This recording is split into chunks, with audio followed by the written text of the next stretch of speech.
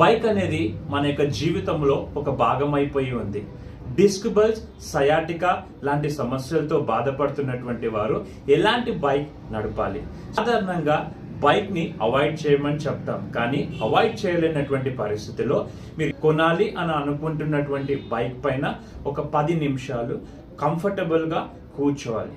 Comfortable గా ఉందా లేదా అనేది ఒకటి గ్రహించాలి. రెండవది, మీరు కూర్చున్నప్పుడు పట్టుకునేటువంటి హ్యాండిల్ ఇలా పట్టుకుంటున్నారా, ఇలా ఫార్వర్డ్ బెండ్ అయి పట్టుకుంటున్నారా? ఇలా మీరు ఈ విధంగా ఫార్వర్డ్ బెండ్ అయి పట్టుకుంటే మీ వెన్ను పైన ఒత్తిడి అనేది పడుతూ ఉంటుంది. మూడవ విషయం ఏంటంటే సీట్ ఏ విధంగా ఉందో చూసుకోవాలి. సీట్ మీకు కంఫర్టబుల్ గా ఉందా లేదా. నాలుగవది సస్పెన్షన్.